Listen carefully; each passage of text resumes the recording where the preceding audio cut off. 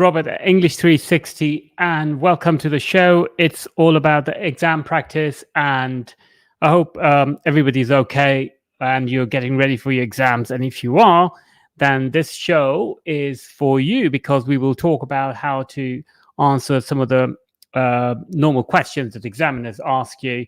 And that's why I'm doing this show, because you can then easily go into the exam and answer the questions, basically.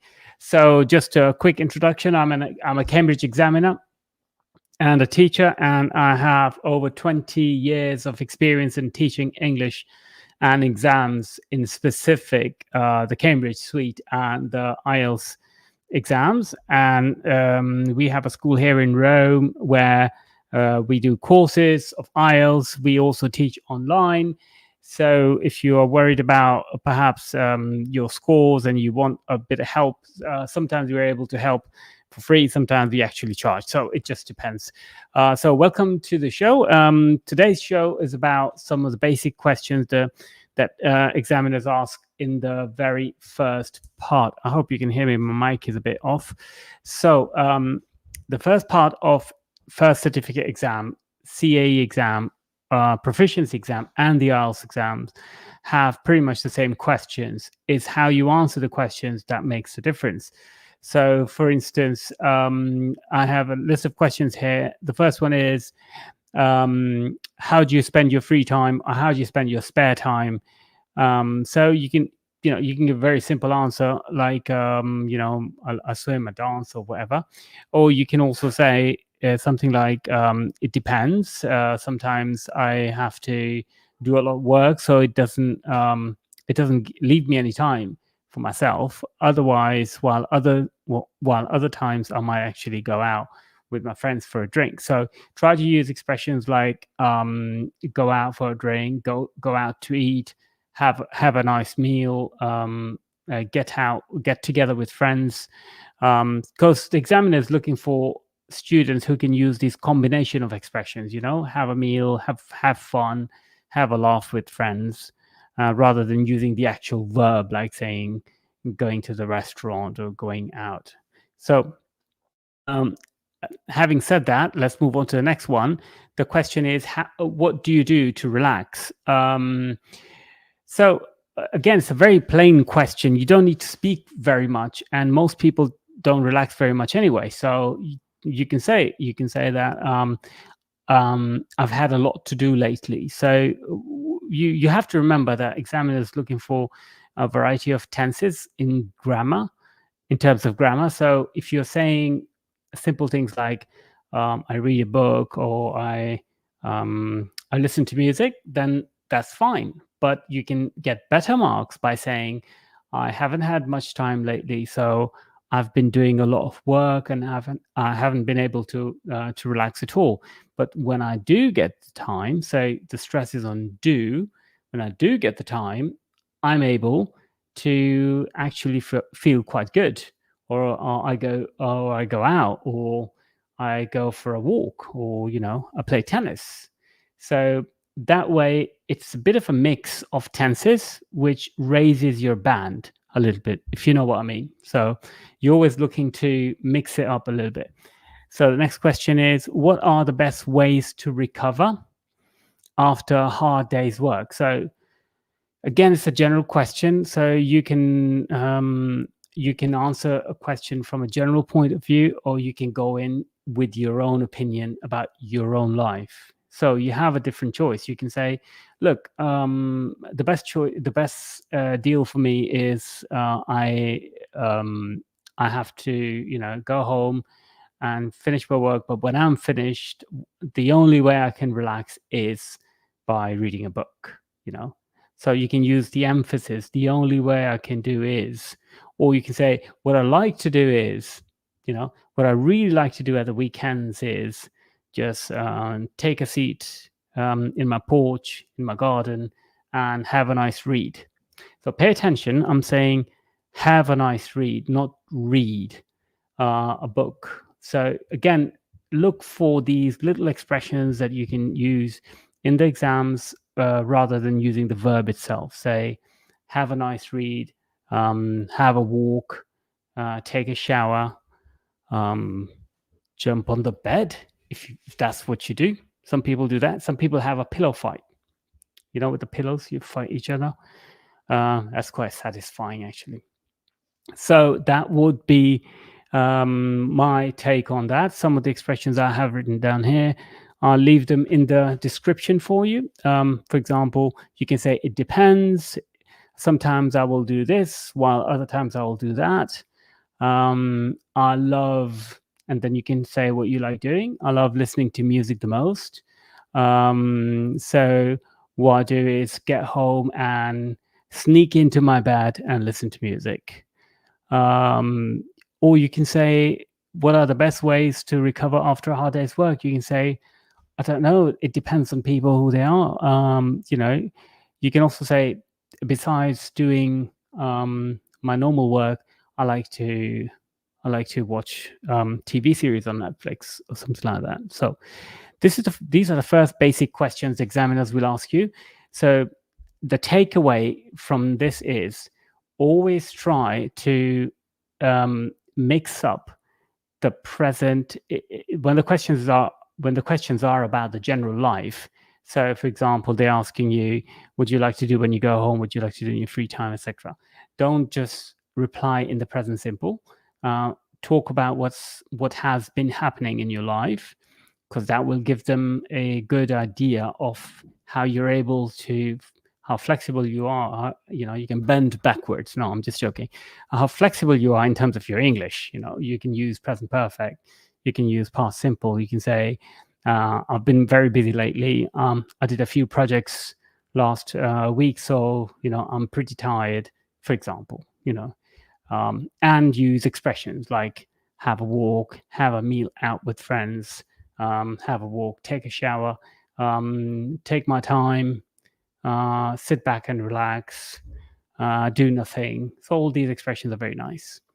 Not to mention, they are very common in spoken English. So you will appear as though you are accustomed to speaking English with native speakers if you speak like that.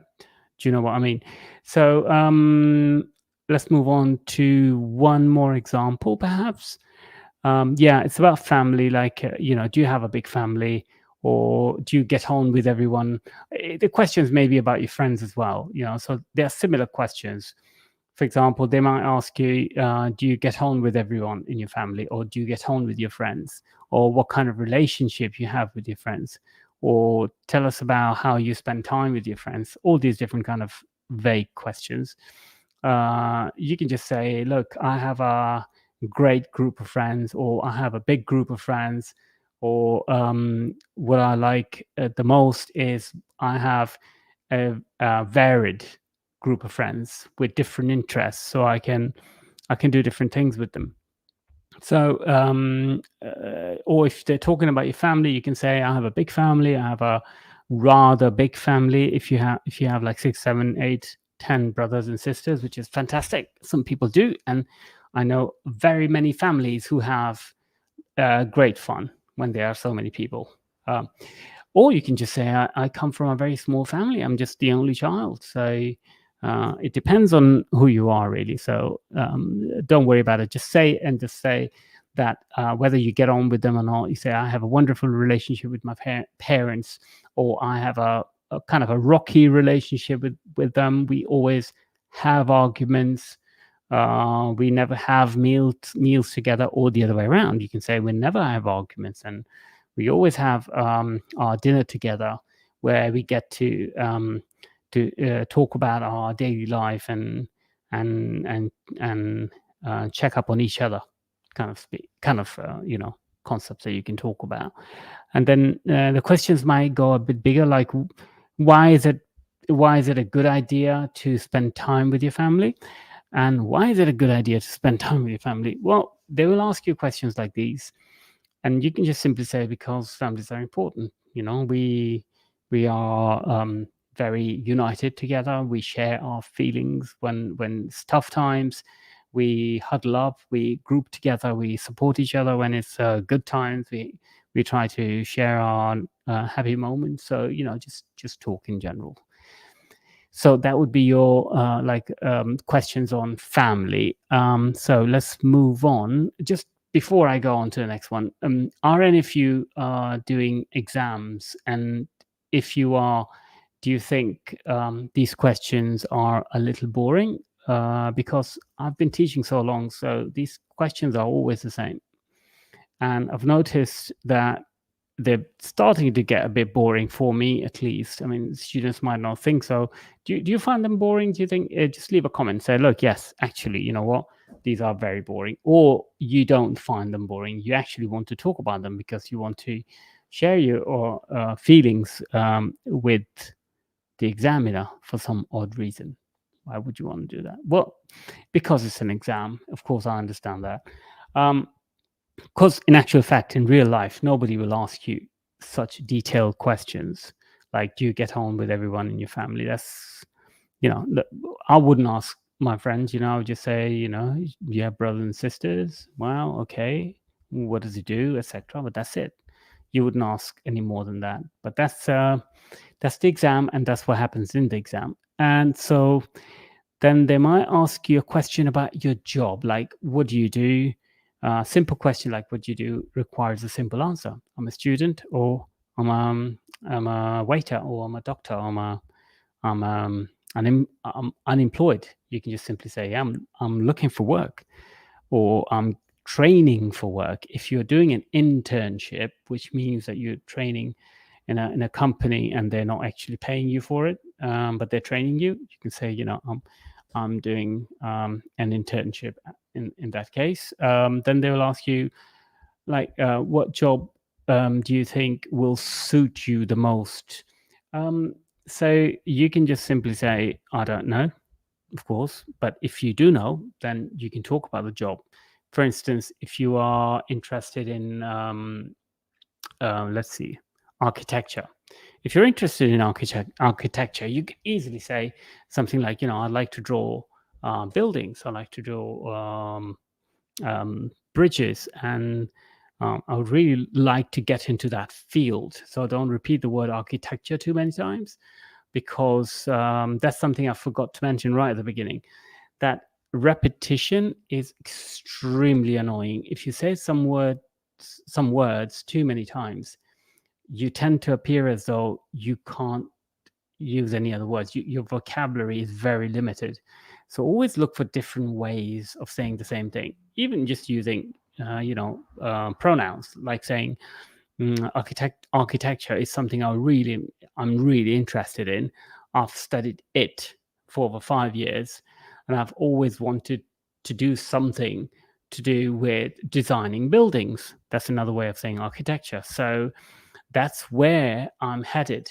That's where I'm going, and I hope to I'm hoping to get a career in that, or you can say I'm pursuing, which means following, a career in architecture. So that was my cuckoo clock, by the way. I have a cuckoo clock from Germany, and it goes off at 1:30. It's actually not 1:30. It's 1:15. It's very fast. So Germans are very fast. They're very efficient. So that's why it's faster. There we go. So then they might ask you a question about English. That's a typical question, like, will English be useful for you or to you in the future? The simple answer is, of course it will be. Of course it will. It's an international language. Everybody speaks it. It allows you to get through to so many people, so you can communicate. So you can get through to people if you speak English. At the same time, if you are well versed in the language, you garner respect. If you're doing meetings, or you're working at an international company, people know that you can be relied upon. For example, if you're working in Italy or France, Germany, and you speak English well, then you're the one who's going to be getting in touch with everyone else around the world, if your company is a multinational company. So it makes a big difference if you are.